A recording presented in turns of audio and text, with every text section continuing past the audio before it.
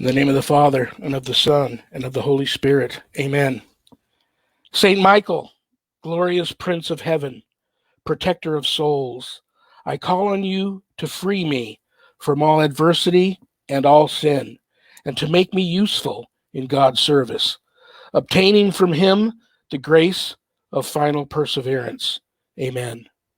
Saint Gabriel, glorious Archangel, God's stronghold and voice, I call on you to obtain from me the grace of being preserved from evil, victory over the devil, and domination of my bad inclinations until the end of my life. Amen. Saint Raphael, glorious Archangel, God's remedy, I call on you to heal all my body and soul's infirmities, and help me flee from the sins that do such harm. Deliver back to us the gift of recovery and conversion. Amen. Welcome, brothers and sisters. This is Reverend Sean's Paranormal Ministry. I'm your host with the ghost, the Reverend Sean. Welcome to my haunted home. I had a completely different show opening plan tonight until I came in about 30 minutes ago to sit down and do tonight's show. And some things happened in the office that I believe are actually attached, possibly, or definitely have something to do with my guest tonight. So I'm going to get to her here pretty quick and ask her what she thinks about that. But let me make a couple of quick announcements first. Your one-stop everything you need to know about me, if you're interested, is my website, www.ghost-b-gone.biz, the ministry right here in Las Vegas, Nevada. My wife, Sharon, and I, we started that outfit team, if you will, almost 20 years ago now. And keep in mind, if you go to the website to visit, there's a lot of cool things there to see. But remember that my wife and I do not charge for our ministry work, helping people with their paranormal issues.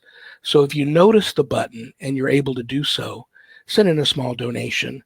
I promise you it'll be appreciated from the bottom of our hearts, and it will be put to good use, I assure you. You'll notice a page there called Spiritual Advisor. In addition to being a ordained exorcist, I am also a certified spiritual advisor, intuitive coach, listener. If you're having issues of a spiritual nature, not so much attached to the paranormal, but would like to make an appointment to speak with me, you can do that there on that page. You'll notice a page called the WSE Course/book. I am the founder of the Worldwide Society of Exorcists.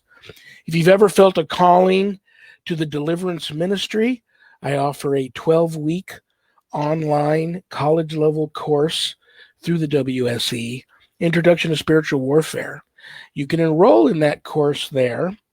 I am the instructor, and all my graduates get a stunning diploma suited for framing, along with some very special blessed parting gifts that you can only get from yours truly, the Rev. You'll also notice there my new haunted autobiography, God, Ghosts, and the Paranormal Ministry. A true story inspired by spirit and divine intervention. And I quote, the scariest book I ever published.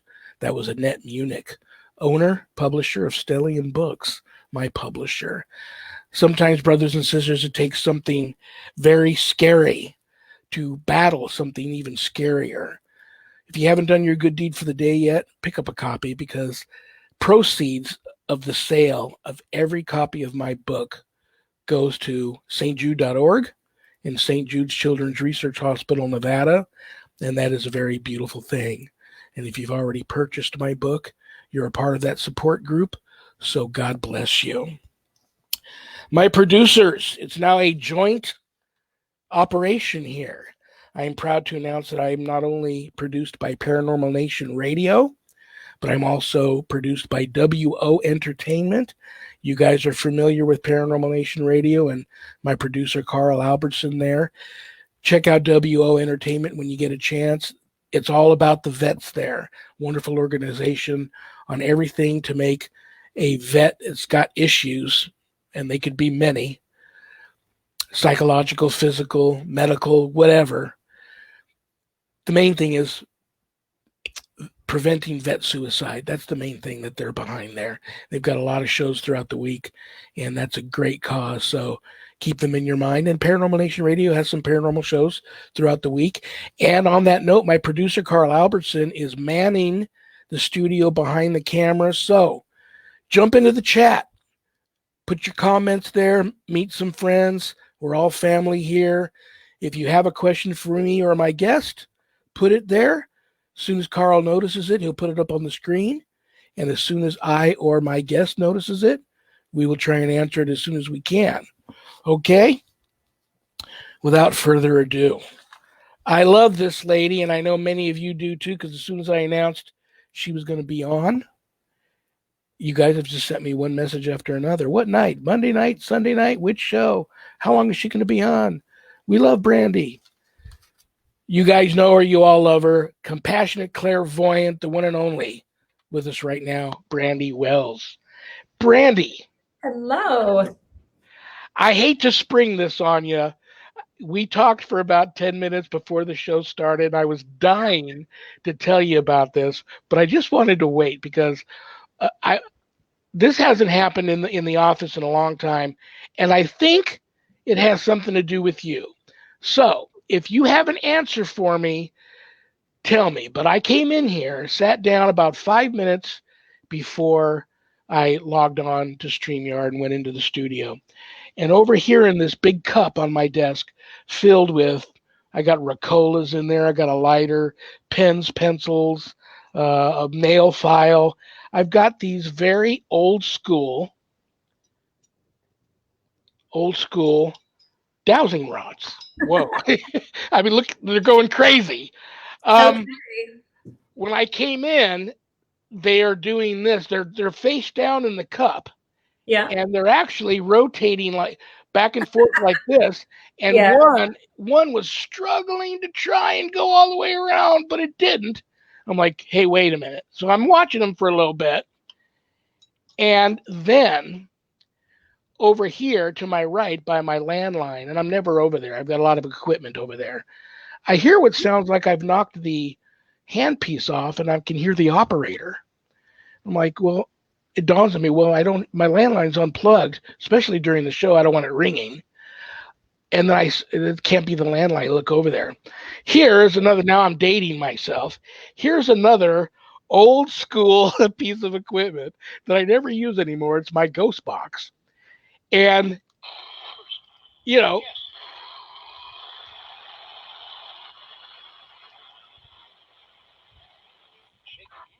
that's what it does. It doesn't stay on one station. It rotates. It scrambles through all the radio stations. The theory is it creates its own white noise, and the spirits speak to you through that. Well, I'm not doing any conjuring or asking any spirit to speak to me, but it turned on by itself. Well, it only takes a push of a button. But I found that what happened is I got hit by this bolt of lightning, and I joked around about it this week, you coming to the show with your Spirit Para Posse. Who did you bring with you tonight? And is it somebody? Do you feel it's somebody? Because last night I was investigating until 12:30 a.m. I was on an investigation. Yeah. And I never experienced, I use dowsing rods as a form of calling spirit in, connecting to the energy in the room. I have never had dowsing rods work the way they did last night. Wow. I was connecting with a woman. I was actually at the Kimball Jenkins estate in Concord, New Hampshire, the capital of New Hampshire. And it's a 3-building estate. It has a mansion, a carriage barn, and the original yellow house, which is where all of the servants would stay. So we are in the mansion, and we were in the bedroom of one of the original founders of this home, and I'm using the dowsing rods, and this woman starts channeling me. I could feel it. I'm using the rods.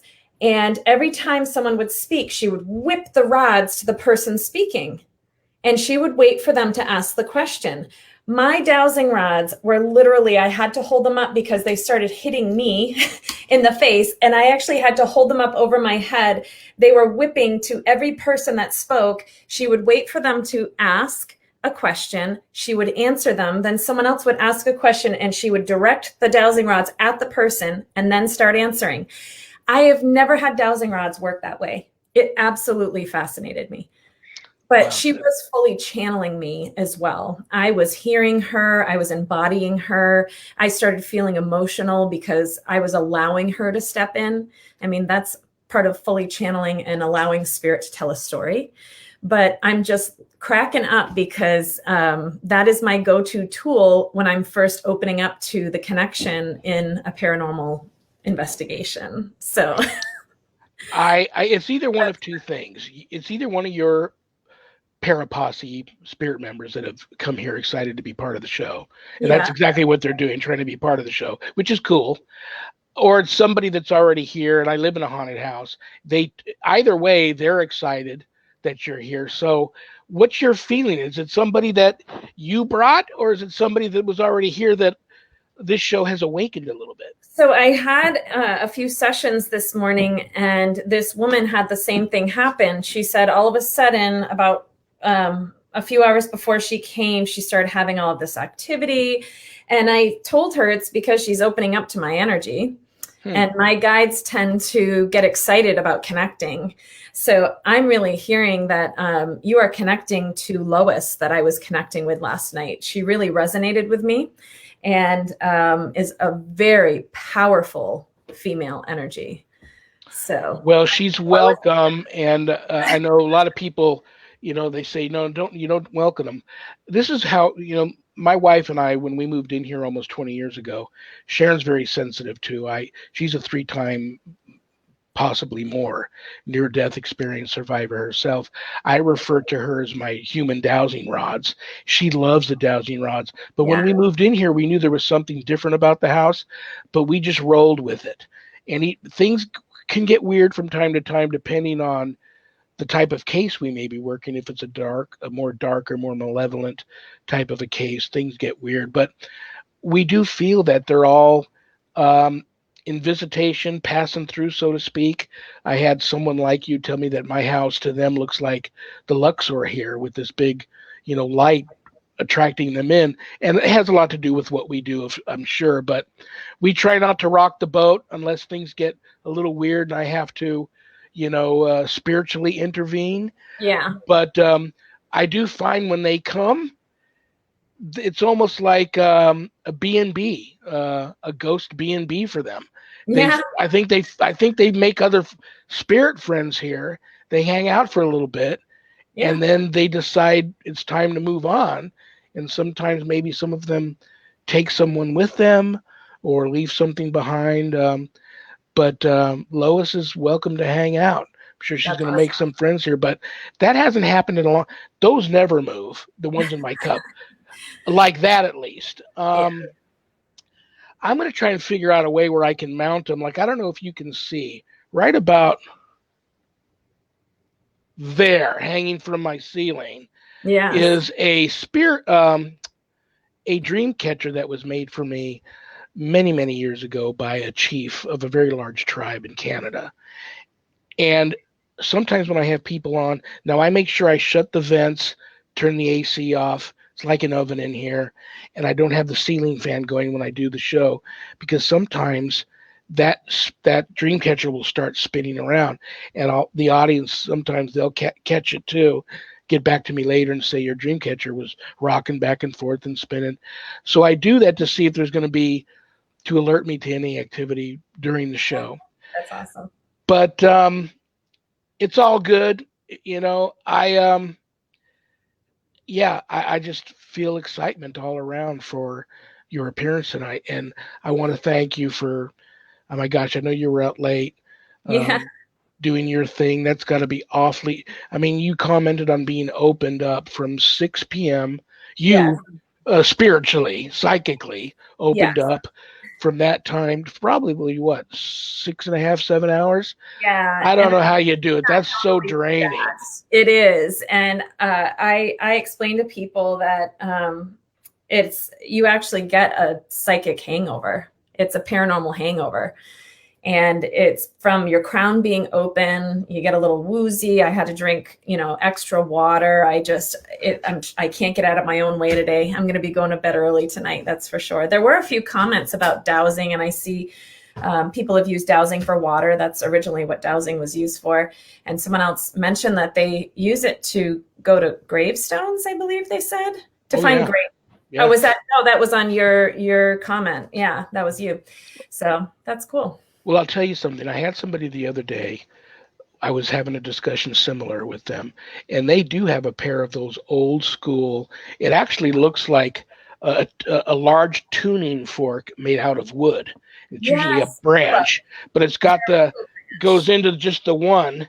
Yeah, and that's where they find the water. But they say the same thing works with spirit. If you take it, she says she takes it. It's like a hand-me-down water finder dowsing rod. From her long line history of farmers in her family.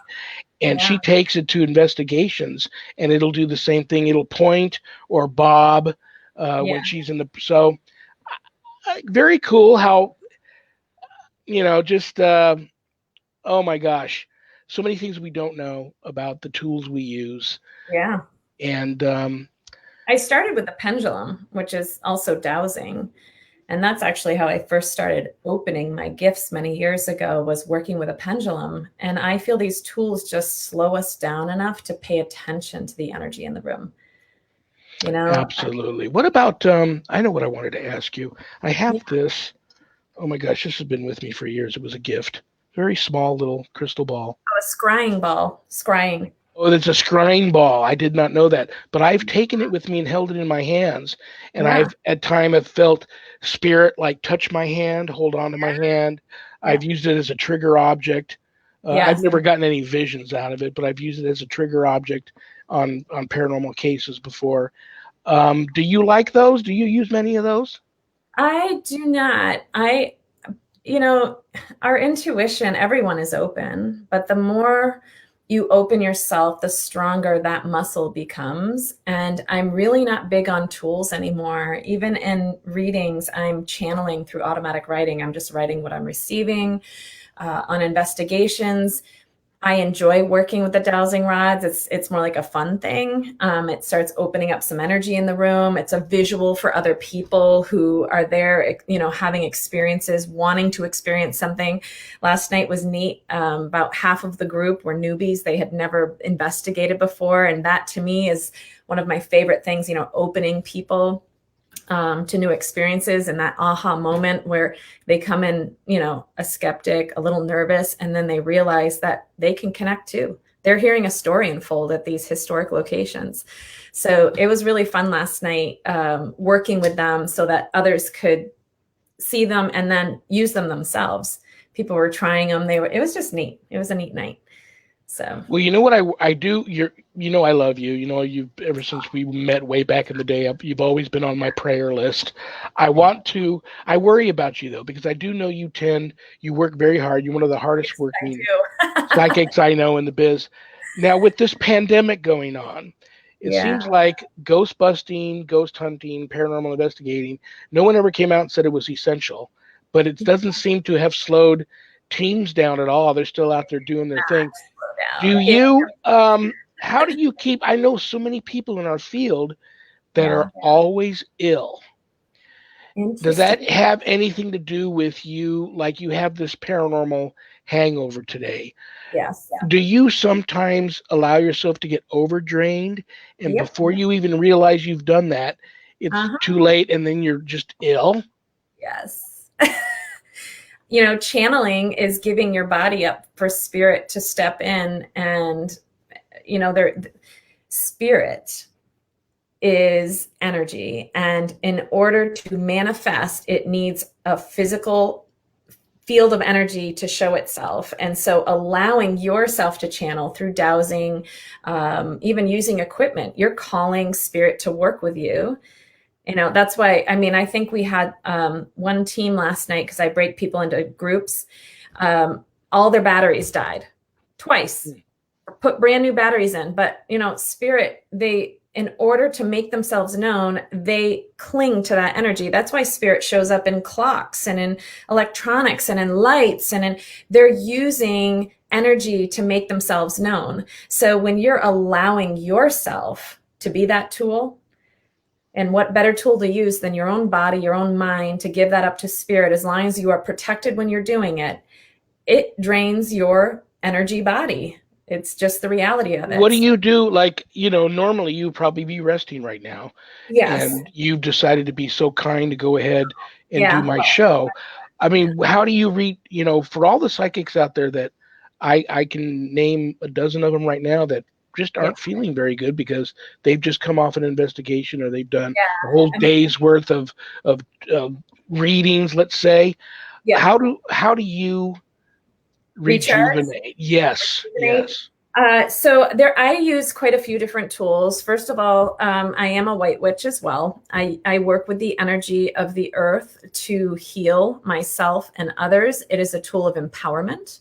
So it's not something I truly identify as, part of my persona and my energy. It's not something that is known to everyone, but it's really personal to me, because that is how I empower myself, heal others.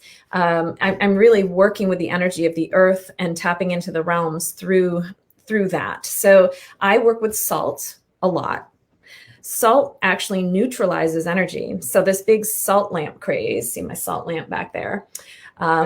Salt is the ultimate neutralizer of energy. And that's why people want salt lamps in their house. They don't realize what they're trying to do is neutralize that harsh energy of EMF and, the Blu-ray and the Wi-Fi. All of that is affecting our energy field, and salt neutralizes it. So I actually keep in my shower a big mason jar full of salt, and I rub my body down with salt every time I shower, because it really washes away the energy cords that I've connected to.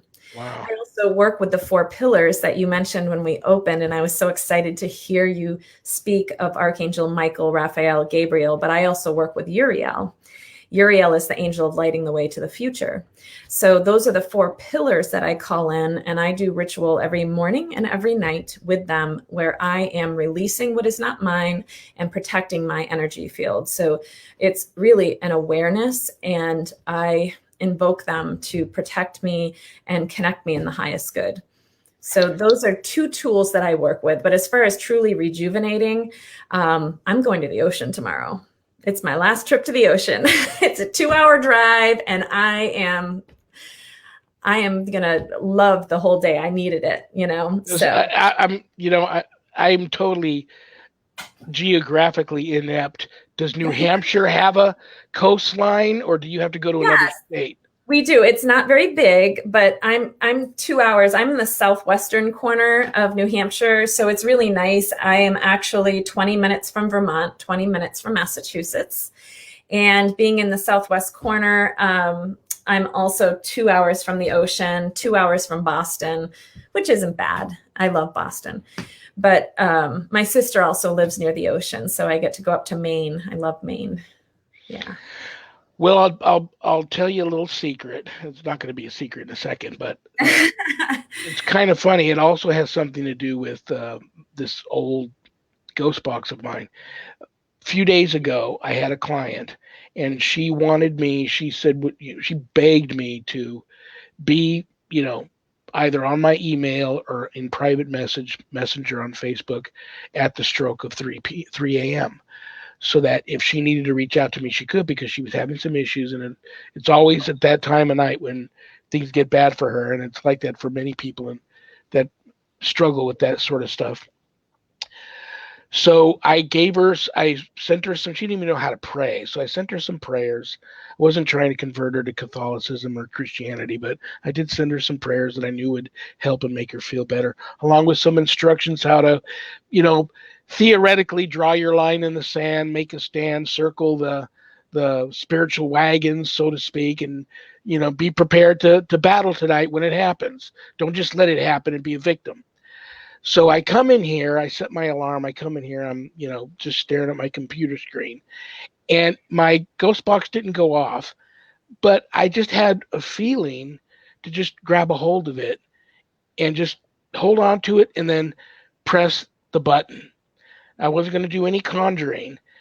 It never stops on a station. It's designed to scroll. It Yeah. starts to scroll 10 seconds in. It stops on this obscure religious channel, and there's a preacher on there, and he's preaching about when Jesus was telling Peter, I'm going to build my church upon this rock, and the gates of hell will not prevail. Well, that also hit me like a bolt of lightning, and I knew that message was for her, but it came to me to deliver. So I didn't even wait for her to reach out to me and tell me, are you there? I went ahead and reached out to her and said, if you're awake, I have a message for you that was given to me but meant for you. She was awake. I gave her the message, and I don't know. It also proved to me that the message was for her, because it did so much for her. It did so much more for her to hear it than for me to hear it, that it totally changed her whole evening around. And she had a wonderful rest to her evening without any issues. And sometimes I tell people these stories, people like you too, and they'll go, you know what you're doing, Sean? You're doing bibliomancy. And I don't even realize that I do that. Sometimes I do it mostly for myself. If I feel like I'm blocked and I need some help with an issue, I'll pray for an answer to that issue, open up my Bible and put my finger down wherever it lands. And usually 99.9% of the time, whatever message I get from where my finger landed after I read it, I get it and it helps me. Not always, but most of the time. And I occasionally will give a message like that onto a client. But I don't really pursue the gift to the degree of, like, I know so many gifted psychic mediums like you that when you start doing this and you realize you feel a gift, I know my wife is gifted. I know I have gifts and I use them in a different way. But do you just let it happen and figure whatever's meant to land in my lap to help me as a useful tool to harness my talents, I'll go with? Or do you search out different things to use, hoping that you'll find what works for you best? So keeping in mind that I do this work connecting to the spirit realm with clients 40 to 60 hours a week, depending on what I have scheduled. And that is channeling. The paranormal for me is probably once a month. And it's it's a teaching moment for me. I'm not going to people's private homes. It's, for me, the platform to teach people their abilities and to connect to spirit. For me, it's really social. I'm going to be honest with you. I love teaching people and I love learning about the spirit that exists in certain locations. So since I'm already in that channeled state, I already feel that I'm in a state of like seeking and channeling. But for me personally, I can't hear message for myself like I can for everyone else. I'm supposed to struggle just like any other human. I'm supposed to have lessons and challenges. And I had the coolest thing happen about half an hour before the show tonight.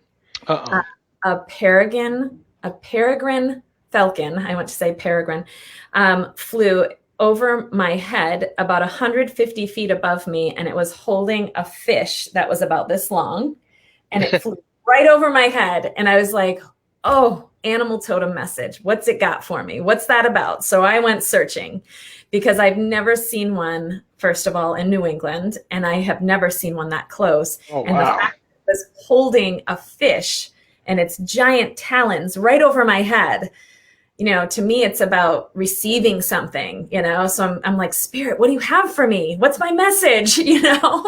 So as far as, seeking for myself, I'm always on the search. I'm always open. My dreams reveal so much. But when I am in that state for others, I'm truly pulling from their higher self.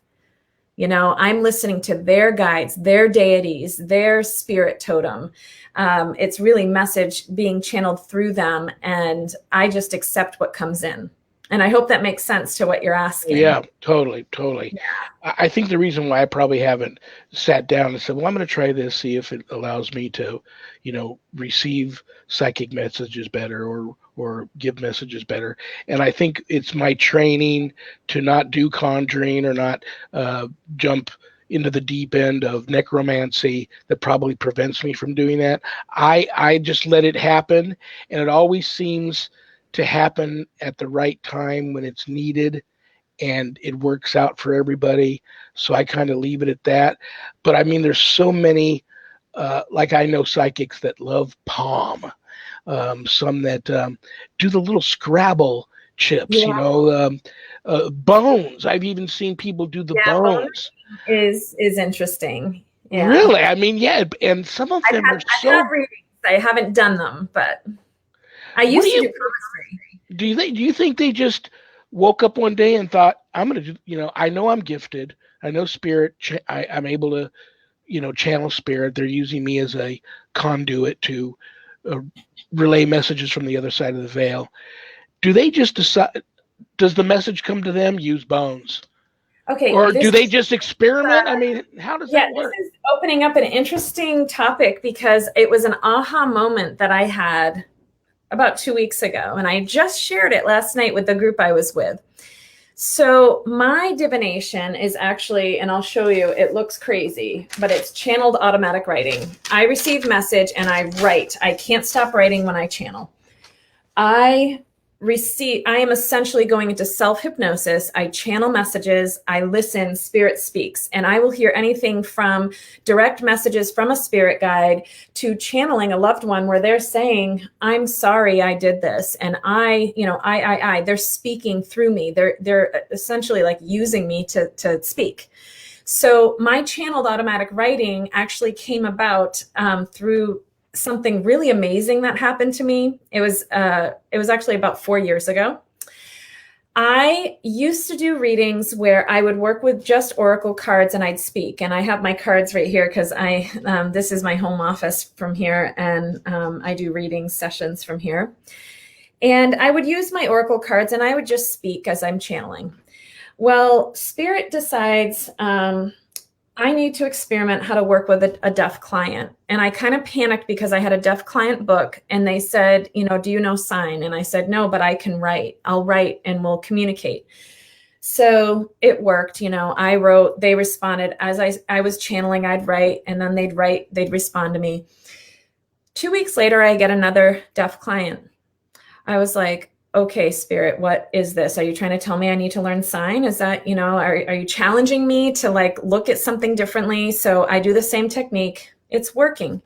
All of a sudden I realize that when I'm writing, I'm receiving message before I'm consciously receiving it.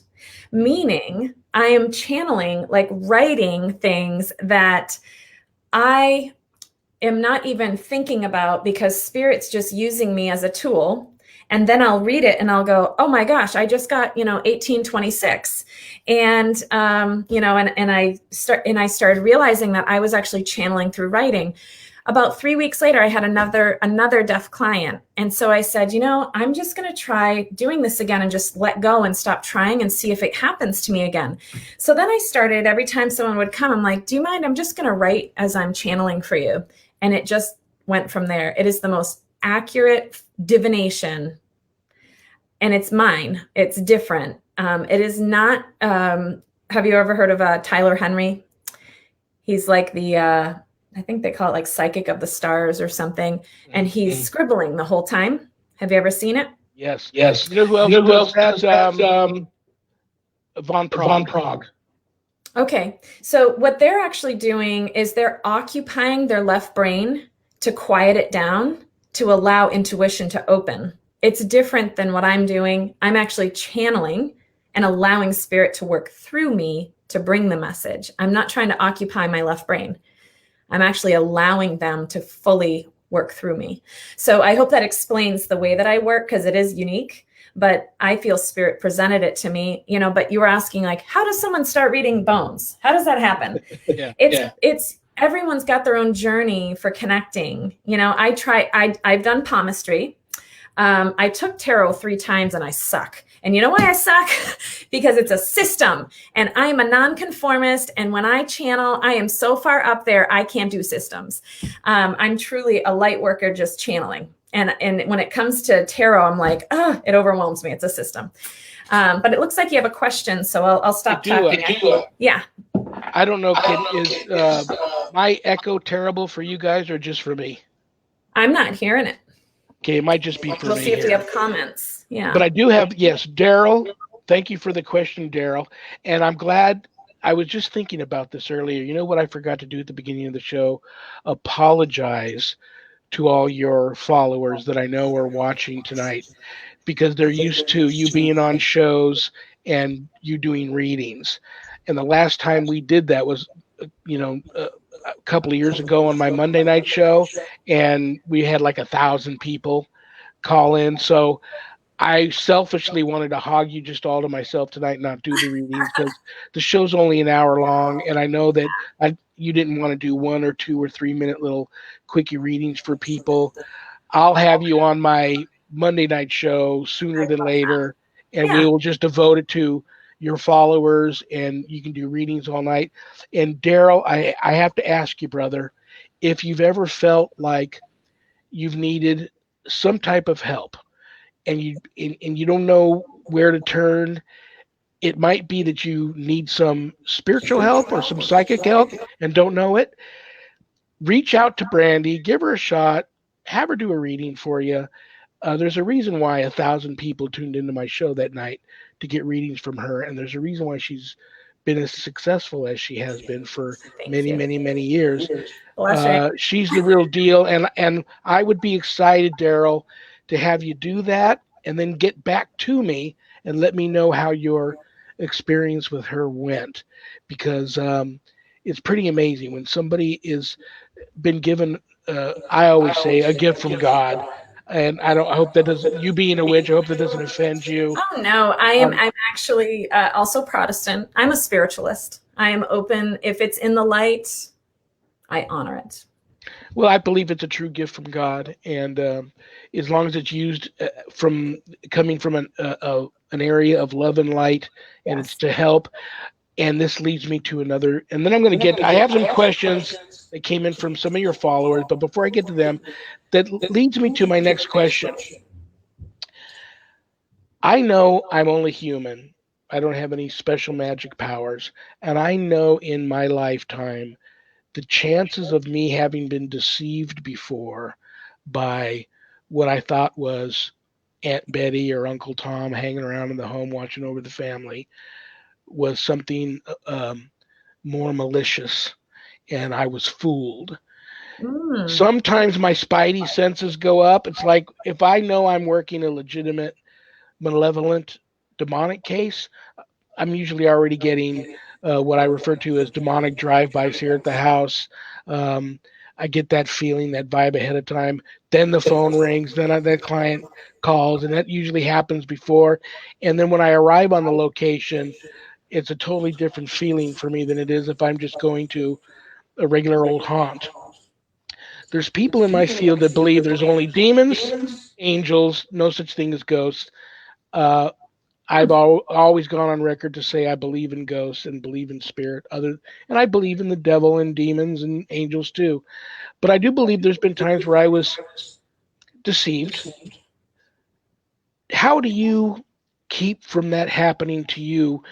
Like, for instance, last night you're channeling for 6.5, 7 hours. You're exhausted. That's when you're most vulnerable. How do you prevent that from happening? Because I can feel right now there's gifted people out there that probably sometimes have gotten into some scary situations where they thought, oh my gosh, I let my guard down. Like people that do trance, that freaks me out because they have totally, I mean, I've been one-on-one with some people that do trance on locations, and it's almost, well, it is a possession, but it's not a demonic possession. It's a spirit possession, and it's a totally different thing. But it's a trip. Yes, so a few things. One is I am a control freak with my energy, with the energy in the room, everywhere I go.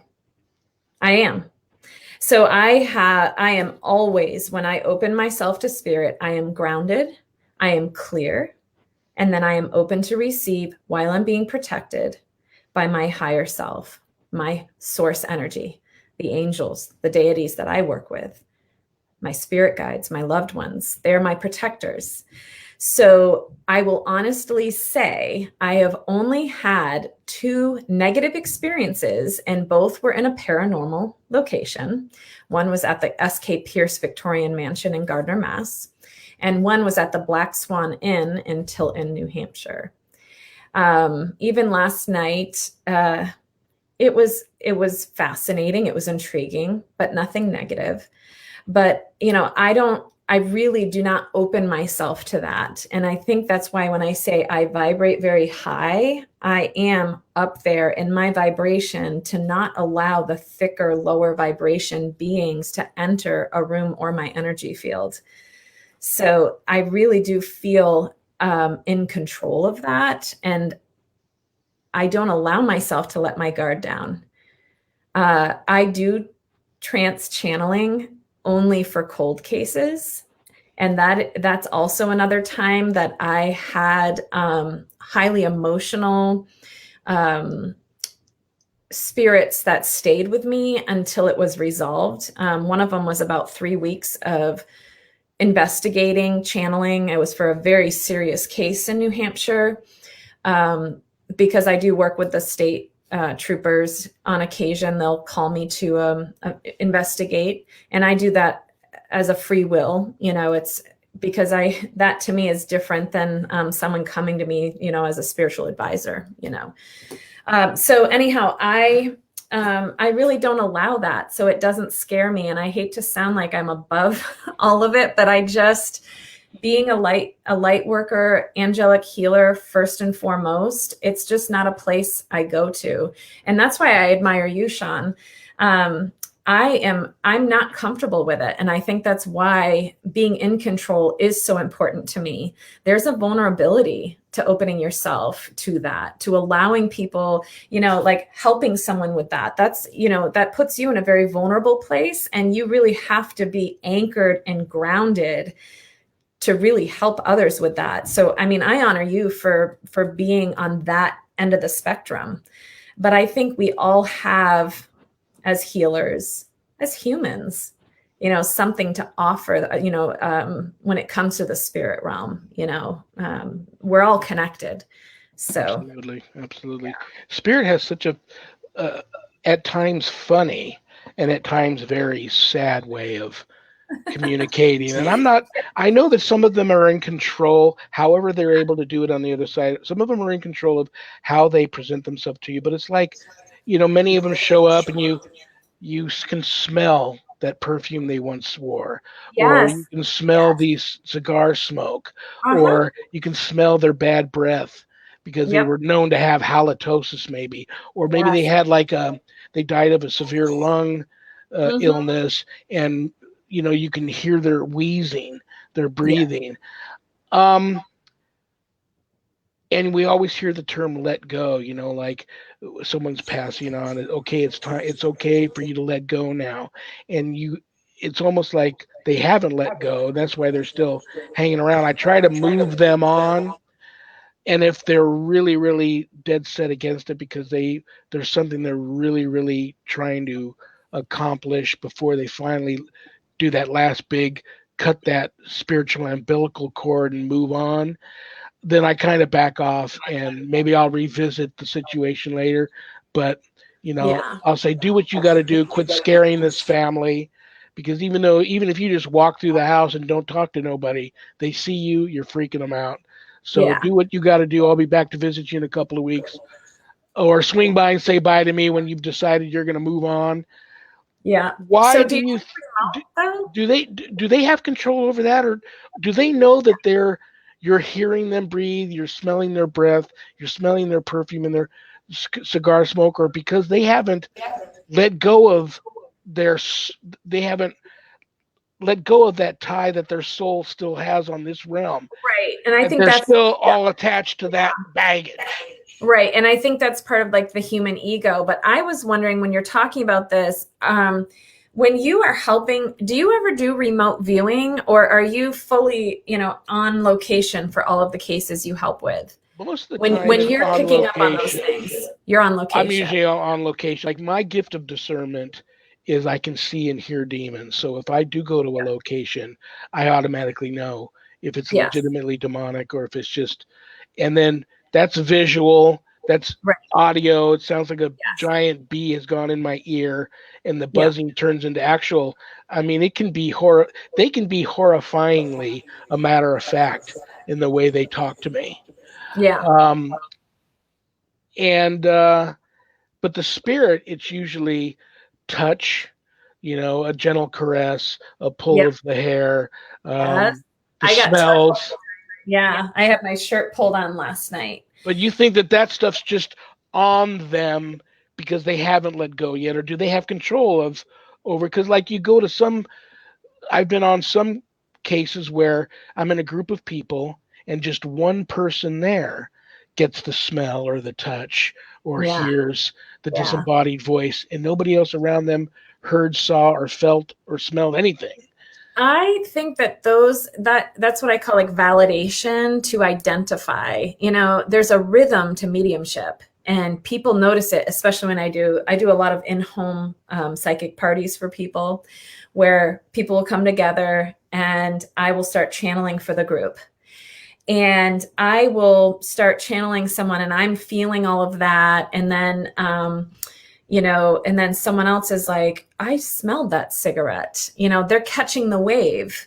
It's validation that brings the person almost like to life into the room. It's their identity, but it's really just to identify who they are. So I don't feel that it's a sign of someone who can't let go or hasn't crossed over. I feel it's because you're invoking their energy into a space, and that's how you would start identifying them. So the rhythm of mediumship is, I always say, the work is validation, the gift is the message. Why are we calling them in? Because there's something that needs to be understood, and that's the gift, is understanding. So, a lot of times in those spirit circles, others start picking up on this validation, and I welcome them to. I'll say, if anyone else is feeling energy, maybe you're feeling something differently. Like I do this for a living, full time plus. So it's what I'm good at. But you are just as open. And the more you open yourself to spirit, the more you experience. And they want to bring that validation to identify themselves, because then they get to have their story be told.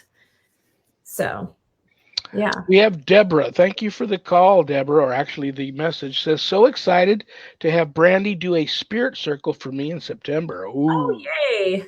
Yes. Whoa. I tell you what do we got on time? About 10 minutes. I want to make sure people know this before all of a sudden I've run out of time. I want to make sure they know about your website, brandiewells1word.com. That is such a wonderful website. Whoever you had host that and do that work for you, unless you did it yourself. I did. Excellent. You did a great. That is a great website. Yeah, thank you. It's funny because I am not a techie, but I channel it to get done. Seriously, I'm always saying to spirit, and I tell people this all the time: if something feels stuck, ask spirit to help. And if you can't do it, they will bring the right people to you. We walk through this world in such like it's a giant abyss, when all of our resources are right there at our own fingertips. Yeah. So ask. Yeah. And you're all over Facebook. You've got one Facebook page called Brandie Wells, Compassionate Clairvoyant Psychic Medium. Yes. There again, that's a wonderful page. Got so many followers and people that love you on that page. Now, here's what you got: the Soul Emporium. I'll talk to you about that in a second. Yeah. But the 555, and that's exactly how it sounds, 555, 3 5s, Paranormal Productions. I thought about that when you were talking about how you went out last night. Was that a 555 Paranormal production you did last night? Yes, it was. Very cool, very cool. Because I'd wondered if you were still doing that production company, and silly me, I should have known better. We've got Twyla Brandie Wells is the best. Yes, Twyla, she is. A session with her will bring you such peace and understanding. Thank you, honey. Absolutely. I can. I'm. If I can swing it. I mean, your schedule is so busy. I'll tell you what I want to get to in a second. I'm not even going to talk to you about it right now. Soul Emporium. Yeah. Excuse me. I hear so much about. Tell my viewers that may not know about Soul Emporium about it, and if they're in your neck of the woods, why they've got to check that out. So my store is Soul Emporium. It's a retail store on Main Street in Keene, New Hampshire. Keene has about 30,000 people. It's a college town. It is beautiful. It is a beautiful New England town. But I also do have a website. It's soulemporium.net. And my store, well, there's a few things. One is come happy, leave happier. It's really about things that feed the soul. People come in sometimes just to be in there, to be in the energy of the store. I have herbs, teas, crystals, tapestries, jewelry, tarot and oracle cards, spell casting kits. I mean, it's really just a store that makes people happy. It's Disneyland for the dead. Yeah, there you go. But I do love my store. And it's also in my store, in the back of my store is my sacred space, my reading room. I also have other guest readers and healers come in on occasion. So, well, with your gifts and all the, I mean this out of love, odd people that come in and out of there and all the stuff you have in the store, and Keene being known to have its fair share of haunted locations. Yes. Is the store haunted? Yes, it is. There you go. I knew the answer to that ahead before time. Yeah. What's that like working in do you just let them do what they want, or do you occasionally have to be the teacher and stand up and make the kids behave? Well, send somebody in timeout. There's a little boy in my store, and I had to move a bunch of the toys up because he kept pulling them out in the middle of the night onto the floor. And I have it on camera where all these little toys came off of the shelves. So I had to move them up higher, and I didn't, I know he's trying to play with them, but he kept making a mess, and I don't have time for it. So, and there are two men that make themselves known in there. So I have two men, and actually one of them, it used to be an apothecary for over 50 years. And the man who ran the apothecary makes himself known. His office was actually in the same corner, and he was an amazing man. He was highly intelligent and really worked with homeopathics, and he was just a really unique man. And he will come in on occasion when I'm doing medical intuition for people. He tries to help me. So, I enjoy that. And the other man has the same name. They're both George. And the other George was there when there was a movie theater in my space. And he ran the cameras for the movie theater. Wow. Yeah. We've investigated it many times. So. Irene. Hello, Irene. She says, I am excited to do a second new mindset hypnosis session. Oh, my God. Wait, you know what? Let me just do this real quick because, Irene, I think you've tapped into me psychically. I was just getting ready to do this because we're going to talk about Brandie's newest, latest big adventure. But she says hypnosis session with Brandie in mid-September. I've also had several sessions with her. I love talking to my loved ones through her. Thank you, Irene. That's so... fills my heart. It's gonna make I was just getting ready to grab this and do that. Yeah. Hypnosis. I was just about to talk to you about getting a reading, but I'm going to wait until the time is right. I've been waiting for who I'm going to allow do my past life regression. That's the only thing I have not done yet. And I think that's going to be you. What's really neat, Sean, is that the coronavirus forced me to do something that I wasn't really comfortable with. And it ended up being a silver lining for me. I decided to do my Zoom hypnosis. It is the most effective hypnosis I have ever done because someone is in their natural environment, so they're already relaxed. Their headphones are on, so the rest of the world falls away. And every single time they go into a deep hypnosis because they're relaxed and they're plugged in. So I'm helping people. Are they laying down? Do they have a high back chair? Or?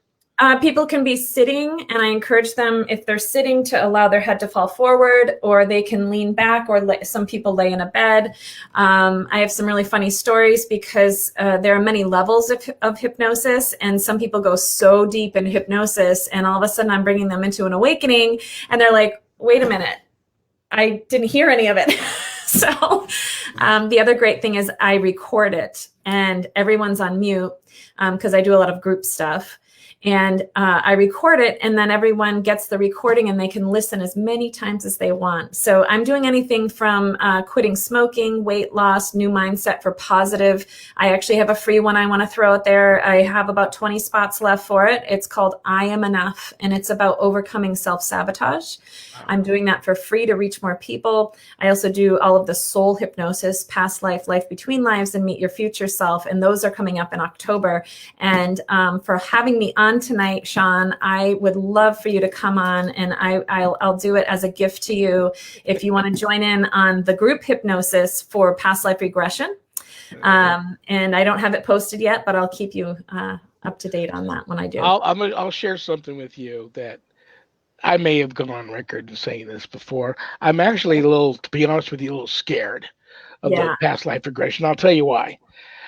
I never thought I would write a book. And the only reason why I wrote my book was because I started getting clear messages from Spirit that there was a story to tell there, dating way back to even before, my father's ancestry, leading up to him, and then him meeting my mother, and then how I was born, and a lot of things I went through growing up on a spiritual level. But during the writing of that, I found myself digging into areas that I had really, really buried emotionally. And here I am ripping off these old scabs, off these old wounds, revisiting all of that stuff that I didn't expect I would. And it was really, really hard. I'm so glad that I did the book and finished it. Yeah. But I have been told by some people that, just FYI, whoever you do choose to do the past life regression, they could be in for quite a ride. And I've always wondered, well, are these, what's the importance for somebody out there that's, I'm scared, but for somebody out there that might not be scared, but just really like, I don't know. Not sure. What do you feel is the importance of knowing about the past lives? Well, I think in general that hypnosis, for me, I'm a very gentle hypnotist. It's all about you trusting me in order to go into a deep relaxation so I can speak directly to your subconscious mind. I don't do fast inductions. It's a true relaxation. When you're doing past life, it's important, and I speak of this while you're going into hypnosis, that all message is received in the highest good. And when I say that, it means that you can still have experiences. And here's an example of one. I had a woman who actually experienced in her past life regression. She was actually in Nazi Germany, and her family was being torn apart in her hypnosis. And while she was in it, she experienced all of it, and she realized that the son that she was removed from, that was taken from her family in the hypnosis, is the same son that was born to her in this lifetime, and that's why she has such a fear of him. It's almost like separation anxiety. She's like a hovering mom, and it gave her an aha moment of understanding why she was so afraid of him being apart from her. Wow. But through that, she was not emotional. It was after that the emotion triggered her. It wasn't during the session, but it was actually an amazing clearing for her. That wasn't scary. It wasn't overly emotional during the session. It was as if she was watching it like a movie, like a fly on the wall. And that's what I do, is I help people remove themselves to see it and experience it without the emotion. And I'm very careful about that. So, you do need to be careful. It's deep work that you're doing.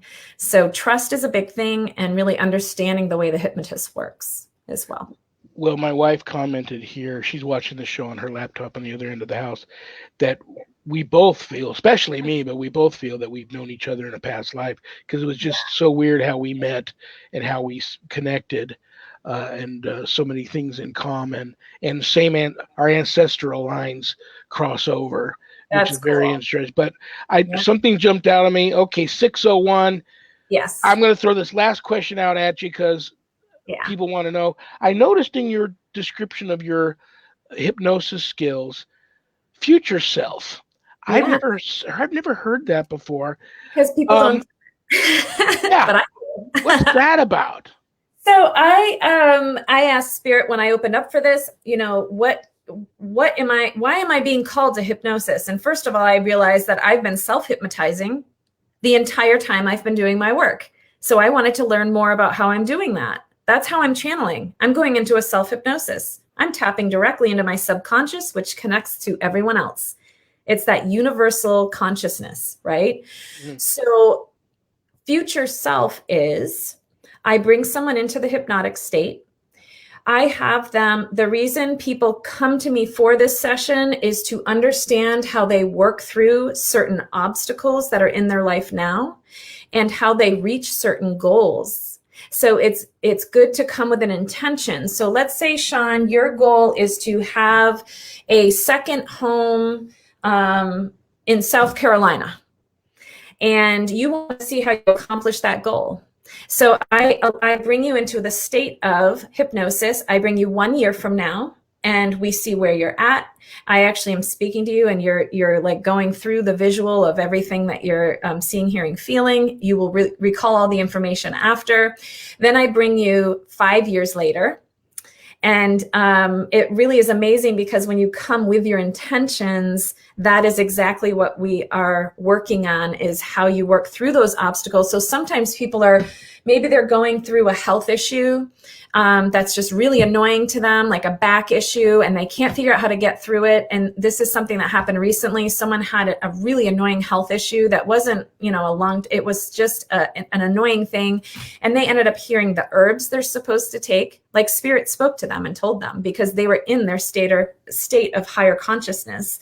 And they saw the therapy they were supposed to try. They saw themselves doing like swimming.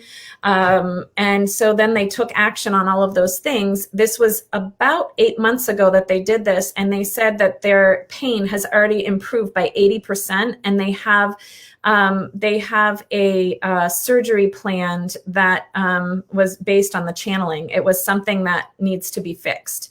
So, I mean, it's just a really neat, unique experience for people if you are a goal-oriented person and really want to know how to work through some things. Oh, so cool. Yeah. Oh my gosh. See how fast the hour. Talk forever. I told you the hour flies by. I know. Yeah. I love you. You're on the prayer list.